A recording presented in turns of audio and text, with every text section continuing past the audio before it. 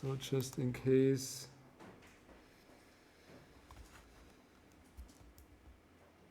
Okay, so now this is just the introduction to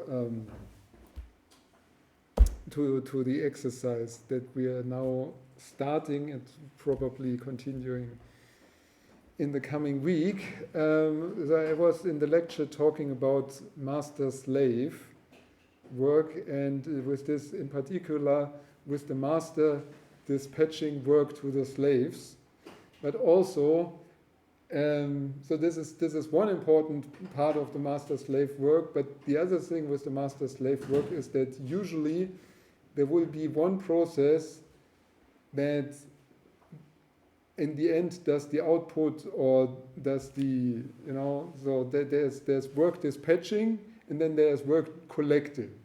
And the example of now is more like on work collecting than on work dispatching, because work dispatching is also more complicated to deal with. Okay, so the exercise is supposed, one part of this we probably are able to do, is to compute now pi again, as so often, and we'll do this with a master-slave approach and with a divide and conquer approach. I'll give a very short introduction to this now. And maybe we repeat next week. So we want to compute pi, and pi can be computed by integrating over a circle. Yeah, so we'll have a circle function, and if we integrate this, so we'll have the relationship between the surface and so we have the what's it called, the Kreisfunktion, and we can integrate over this function to get the area under this curve, and the area under this curve is a quarter of pi, yeah, because it is a quarter of a circle. So, and now this can be done by integrating this function with over finite intervals and summing up these intervals. So the outer loop that we have is this approximated function here. So we'll have the sum. So this is just we'll have a sum over the square root of 1 minus I plus 0.5 divided by n. So n is the number of intervals. And we have to sum this up so we get the pi. Okay, doesn't actually matter that much. What just matters is that this here obviously is a loop. Yeah? And we can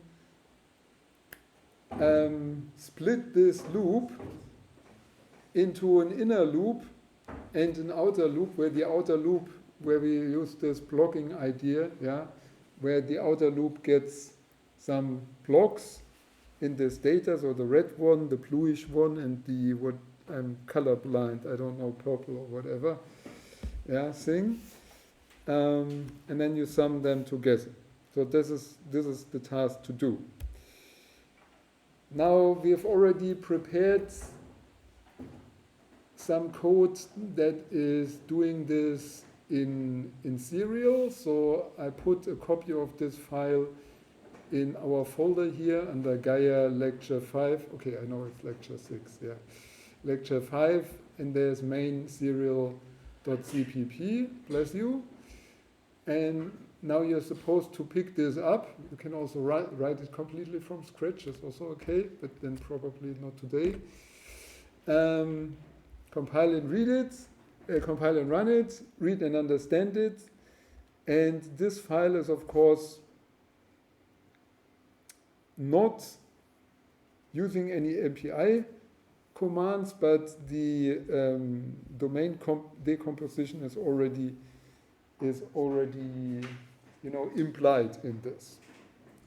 So, and then in line 37, you are supposed to enter the MPI commands and to run it. So let me see. So how to implement it? There are 3 ways you can implement it. One way, this is number 3, is the very simplest one. I suggest we do this at the end because otherwise everything else is going frustrating. Yeah. So the first one is the master-slave approach.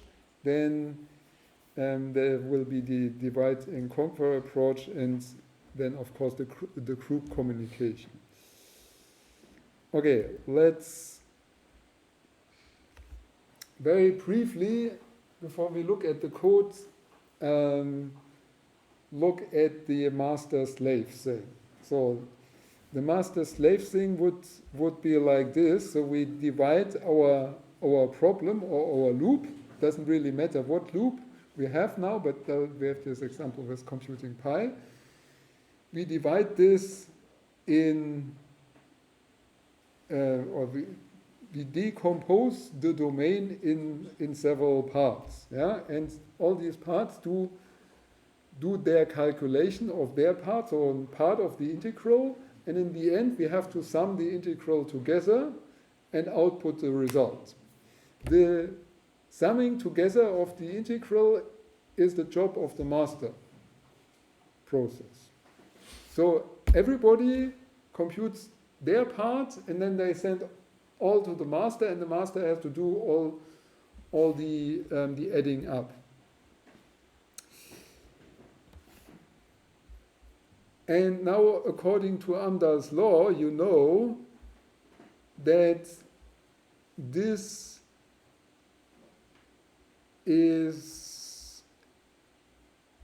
has a finite speed up because there is a serial part in this. There's a part that you cannot parallelize, and the part that you cannot parallelize is the summing up of the chunks. Yeah, because this is done by only one process. So this is why this may not work that well. So, okay, the next thing would be we'll finish the theory, and then we go to the actual code. So this is the master-slave approach, and then compared to this, there is the divide and conquer approach. So what is divide and conquer? A slave can always have only one master. Yeah? A master can have many slaves. But it is not necessary that there is only one master, but you could also have a hierarchy of masters.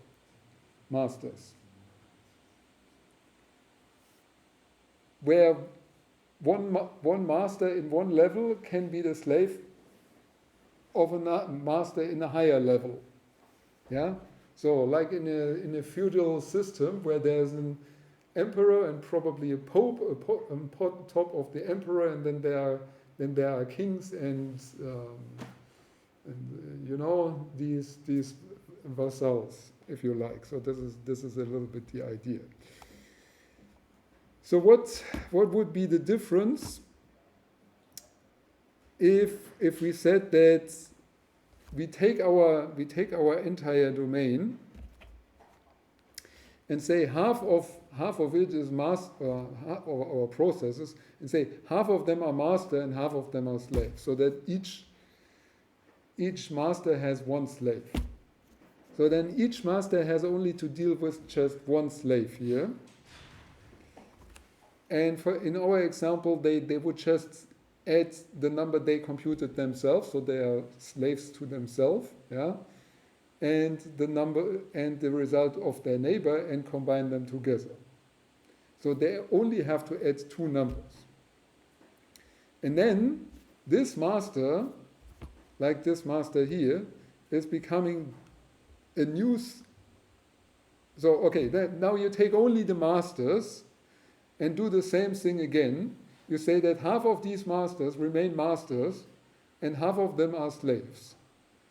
And each slave gives their results to their master. Yeah? And then you do it again and again and again. And then you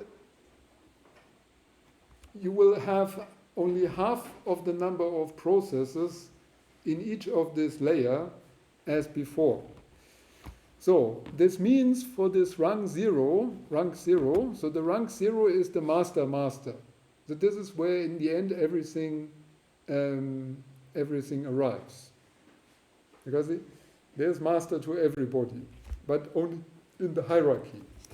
So the difference now is that in the master and slave model, all the other processes, so all these slaves directly write to the master. So the master has to process n-1 communications. Whereas in this divide and conquer approach, the rank 0, the master of everybody, just takes the logarithm, the binary logarithm of the number of work items. Yeah. So in this case, they would only receive three messages, while here they would have received 7 messages. Yeah. In the larger the system you have, the more efficient becomes the divide and conquer. Okay? So, any questions regarding this concept? If not, then have a look at our code.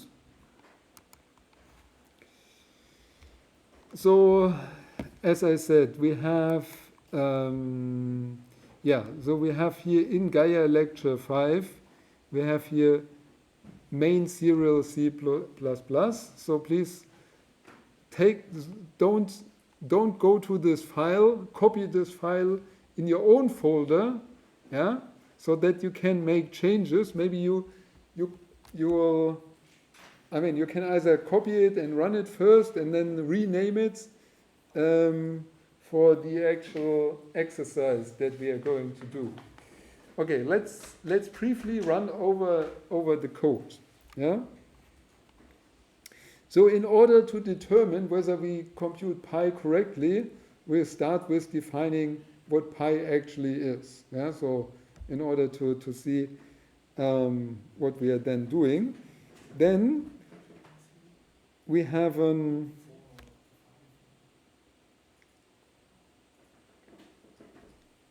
okay, then we have here declarations of functions. So they are actually defined later. So we have here declarations of functions because we do not include a header here. So what we could do, instead of declaring it on the top, we could already define it. Yeah. But we define them later, and therefore we'll declare this. So these parts here, the declaration of the function, this is something that we would otherwise put into a header. But this is just now one file here. So, and then we have, of course, the main function, which is where we already included some functionality which we later require for MPI. Okay, so here we have the number of processes, which is now set to 1. There is my rank, which is set to 0. Yeah, this is something that you can, that we probably don't need later. If we include the MPI. Then we start with a result set to 0 and a local integral set to 0. Here, what we do in order to monitor the execution time, we start a timer. So this is now nothing that I want to explain very closely. You just you ask the clock, what is the time now, yeah, at the start of the program, so that you ask it again, what is the time now at the end of the program, though, that you can determine how long it actually took. So, and then now the other thing is with this kind of problems, so for a modern computer, this is an extraordinary simple problem, yeah? So in order to see that parallelization actually does something, we'll have to use, you know, lots of intervals, yeah, and there's also something that is called repetitions. So we can also, the guy who implemented this first, so I don't actually remember where we got this from, they repeated this calculation several times in order to actually slow it down. Yeah, this is why we have here repetitions also. So, and then we'll do an integral. So an integral starts from a starting position. This is here 0, and it integrates up to an ending position. This is here 1. So an integral from 0 to 1. So this is, in the global sense, it's A1 and B0. And then here comes an outer loop, which is actually not really important. It is the number of repetitions that we do our calculation. In this, actually, something like this can make sense if, for example, we are not using a deterministic integrator, but a stochastic integrator, like a Monte Carlo integrator. So if we do a Monte Carlo integrator, then it makes sense to repeat the integral, add them together, and take the average. Yeah, so that would make sense if we use a non-deterministic integrator.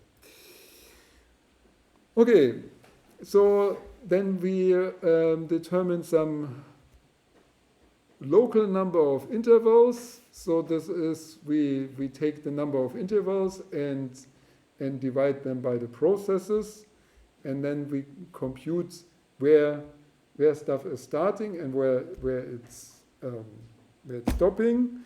So, stupid question. Is this static or dynamic loop scheduling? It's static, yeah, because it does not depend on the outcome of the calculation, yeah. So we said it before. So, and then we call the integral function. The integral function is